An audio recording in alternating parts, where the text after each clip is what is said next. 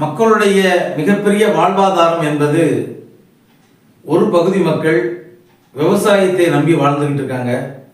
இன்னொரு பகுதி மக்கள் இந்த பகுதிக்கு சுற்றுலாவுக்கு வருகின்ற குற்றாலத்திற்கு சுற்றுலாவுக்கு வருகின்ற இந்த சுற்றுலா மக்களை வைத்து அவர்களுடைய மூலமாக கிடைக்கக்கூடிய வருமானத்தை வைத்து வாழ்ந்து கொண்டு இருக்கின்ற மக்கள் ஒரு பகுதி. தென்காசியை பொறுத்த வரையில் தென்காசி மாவட்டத்தில் மிகப்பெரிய தொழிற்சாலைகளோ மிகப்பெரிய தொழில்கூடங்களோ பெயர் சொல்லும்படியாக எதுவுமே கிடையாது. ஆனால் சமீப காலமாக குற்றாலத்தில் வருகின்ற மக்களுடைய எண்ணிக்கை என்பது கொஞ்சம் குறைவாக இருக்கிறது. காரணம் என்னன்னா, இன்னைக்கு குற்றாலத்தில் பொறுத்தவரையில் மேற்கு தொடர்ச்சி மலைப்பகுதியில் ஒரு அதிகமான மழை பெய்த உடனே குற்றாலத்தில் கொஞ்சம் தண்ணி அதிகமாக வந்த உடனே குற்றாலத்திற்கு குளிப்பதற்கு தடை என்ற ஒரு செய்தி ஊடகங்களின் வாயிலாக அது உடனடியாக அது அறிவிக்கப்படுகிறது. ஆனால் குற்றாலத்திற்கு வட மாநிலங்களிலிருந்து வட மாவட்டங்களிலிருந்து பிற மாவட்டங்களிலிருந்து வருகின்ற அந்த சுற்றுலா பயணிகள் அதை பார்த்த உடனே என்ன செஞ்சிருந்தாங்க அப்படின்னா குற்றாலத்துக்கு வருவதை நிறுத்திடுதாங்க. காரணம் என்ன அப்படின்னா, இன்னைக்கு குற்றாலத்து அருவிகளைப் போல இன்னைக்கு எல்லா மாவட்டங்களிலும் மலைப்பகுதிகளில் சிறு சிறு அருவிகள் இன்னைக்கு உருவாக்கி வச்சிருக்காங்க.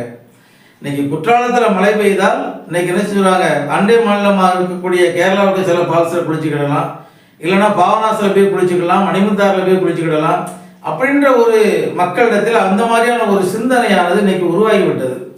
அதனால் குற்றாலத்தை நம்பி இங்கு வருகின்ற சுற்றுலா பயணிகளை நம்பி வாழுகின்ற மக்களுக்கு ஒரு கடினமான ஒரு சூழ்நிலை. இன்னைக்கு குற்றாலம் அப்படின்னு சொல்லிட்டாலே பார்த்தீங்கன்னா மாங்காய் விற்கிறவங்க, நெல்லிக்காய் விற்கிறவங்க, ஊறுகாய் விற்கிறவங்க, இன்னைக்கு சின்ன சின்ன நவதானியங்களை விற்கிறவங்க, மூலிகை பொருட்களை விற்கிறவங்க, அதே மாதிரி நடைபாதை வியாபாரிகள், சிறிய சிறிய உணவகங்கள், அங்கங்கே பிளாட்பார கடைகள், அதே மாதிரி குற்றாலத்துக்கு அறைகள் வாடகைக்கு விடுதவங்க, அந்த அறைகளில் வேலை பார்க்குறதுல ஆயிரக்கணக்கான பணியாளர்கள், இப்படி நீங்கள் உடைய ஆட்டோ ஓட்டுறவங்க, கார் ஓட்டுறவங்க, இந்த மாதிரி ஒவ்வொன்றும் நம்ம பார்த்தோம் அப்படின்னா குற்றாலத்திற்கு வருகின்ற சுற்றுலா பயணிகளை வைத்து தென்காசி மாவட்டத்தில் கிட்டத்தட்ட ஒரு 1,00,000 பேருக்கு அது ஒரு வாழ்வாதாரமாக அது இருக்குது. அதனால் நாங்கள் நேற்றைய தினத்தில் நம்முடைய தென்காசி மாவட்ட ஆட்சித்தலைவர் அவர்களிடத்தில் மக்கள் குறைந்திருக்கும் அந்த நாளில் நாங்கள் தமிழ்நாடு நாடார் உறவு முறைகள் கூட்டமைப்பின் சார்பில் நம்முடைய மாவட்ட ஆட்சித்தலைவரை பார்த்து நாங்கள் பேசியிருக்கோம். என்ன பேசியிருக்கோம் அப்படின்னா, மிக கனமழை பெய்கின்ற காலங்களில் அனைத்து அருவிகளிலும் ஒரே மாதிரியான வெள்ளப்பெருக்கு ஏற்படும். அப்போ நீங்கள் குற்றாலத்தில் குளிப்பதற்கு தடை என்ற செய்தியை நீங்கள் ஊடகங்களின் வாயிலாக போடுவதற்கு அனுமதிங்க. ஆனால் குற்றாலத்தில் மிதமான ஒரு மழை பெய்து இருக்கக்கூடிய ஒரு காலகட்டத்தில் ஏதாவது ஒரு அருவியில், அதாவது குற்றாலத்தை பொறுத்தவரையில் இன்றைக்கு 5 அருவிகள் அங்கே இருக்கு. இந்த 5 அருவிகளையும் குளிக்கிறதுக்கு அனுமதி கொடுக்காங்க. ஆனால் மிதமான மழை பெய்கின்ற ஒரு சில காலகட்டங்களில் இப்போ பார்த்தீங்கன்னா 5 அருவி பக்கத்தில் ஒரு அதிகமாக மழை பெய்யும், பழைய குற்றாலம் பகுதியில் மழை கம்மியாக இருக்கும். அப்போ 5 அருவியில் குளிப்பதற்கு முடியாது, பழைய குற்றாலத்தில் குளிக்கலாம். அப்போ என்ன செய்வாங்க, 5 அருவியை மையமாக வைத்தோ அல்லது மெயின் ஃபால்ஸை மையமாக வைத்தோ அங்கே குளிப்பதற்கு தடை என்ற செய்தியை சொல்கிறாங்க. மற்றபடி புலி அருவி, மற்ற சிற்றருவி, இந்த மாதிரி அருவிகள் எல்லாம் குளிக்கக்கூடிய ஒரு சூழ்நிலை இருந்தும் ஒட்டுமொத்தமான அருவிகளும் தடை செய்யப்பட்டதாக அறிவிச்சிருவாங்க. அந்த மாதிரியான ஒரு சூழ்நிலை இல்லாமல் இதை நம்பி வாழ்கின்ற லட்சக்கணக்கான ஏழை எளிய மக்களுடைய வாழ்வாதாரத்தை நீங்கள் ஒரு மனசில் வச்சு இந்த மாதிரி அறிவிப்புகளை இன்னைக்கு அருவிகளில் கொஞ்சம் அதிகமான சில நேரங்களில் பார்த்தீங்கன்னா குற்றாலத்தை பொறுத்தவரை கொஞ்சம் மிதமான மழை பெய்யக்கூடிய ஒரு காலகட்டத்தில் திடீர்னு வெள்ளப்பெருக்கு வரும். ஆனால் திடீர்னு பார்த்தீங்கன்னா ஒரு 2 மணி நேரம் 3 மணி நேரத்தில் என்ன செஞ்சிடும், ஆட்டோமேட்டிக்காக குறைஞ்சிடும், அப்புறம் குளிக்கிறதுக்கு அனுமதிச்சுருவாங்க.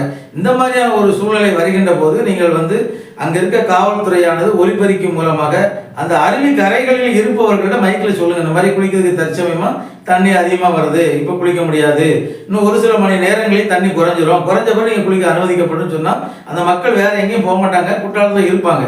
ஆனால் அதே நேரத்தில் நீங்கள் குற்றாலத்தில் குளிப்பதற்கு தடை என்ற ஒரு மொட்டையான ஒரு வாசனத்தை போட்ட உடனே எல்லாருமே என்ன செஞ்சுருவாங்க, அங்கே இருக்கவங்க ஊருக்கு போயிடுவோம், வெளியூர்லேருந்து வர்றவங்களும் வரமாட்டாங்க. அப்படிப்பட்ட ஒரு சூழ்நிலை இருக்குது அப்படின்னு சொல்லி மாவட்ட ஆட்சித்தலைவர் அவர்கள்ட்ட சொன்னோம். அவங்களும் அதுக்கு அந்த மாதிரி ஒரு சூழ்நிலை கண்டிப்பாக இருக்காது. இப்போ கூட அதிகமாக மழை பெஞ்ச காரணத்தினால தான் குற்றாலத்திற்கு நாங்கள் குளிக்க அனுமதிக்கலை, இல்லைன்னா தாராளமாக அதை அனுப்பி இப்போ கூட மக்கள் நல்லபடியாக குளிச்சுக்கிட்டு தான் இருக்காங்க, அதனால் எந்த பிரச்சனையும் இல்லை அப்படின்னு சொல்லி மாவட்ட ஆட்சித்தலைவர் அவர்கள் சொன்னாங்க. நாங்களும் அதை மீண்டும் அவர்கிட்ட சொல்லியிருக்கோம். இனி வரக்கூடிய ஒரு காலகட்டங்களில் இனிமேல் தான் அதிகமான கொஞ்சம் குற்றாலம் சீசன் ஆனது இனிமேல் தான் இப்போ தான் தொடங்கியிருக்கு. இன்னும் அதிகமான மழை பெய்ய வாய்ப்பு இருக்குது, கனமழை பெய்யவும் வாய்ப்பு இருக்கும். இந்த மாதிரி காலகட்டங்களில் மக்களுடைய வாழ்வாதாரம் பாதிக்காத அளவுக்கு உங்களுடைய அறிவிப்புகள் இருக்க வேண்டும் என்று சொல்லி நாங்கள் தமிழ்நாடு நாடார் உறவினர் முறைகள் கூட்டமைப்பின் சார்பில் மாவட்ட ஆட்சித்தலைவர் அவர்களை கேட்டிருக்கோம். அவங்களும் அதற்கு ஒப்புதல் கொடுத்துருக்காங்க. சரி, அந்த மாதிரி இருக்காது, பார்த்துக்கணும்னு சொல்லியிருக்காங்க. உண்மையிலேயே மாவட்ட ஆட்சித்தலைவர் அவர்களுக்கு எங்களுடைய கோரிக்கை ஏற்று இந்த மாதிரி எங்களுக்கு ஒரு நல்லதொரு பதிலை கொடுத்த தென்காசி மாவட்ட ஆட்சித்தலைவர் அவர்களுக்கு நன்றி சொல்லிக்கிறோம். தமிழ்நாடு நாடார் உறவினர் முறைகள் கூட்டமைப்பின் சார்பில் நன்றி, வணக்கம்.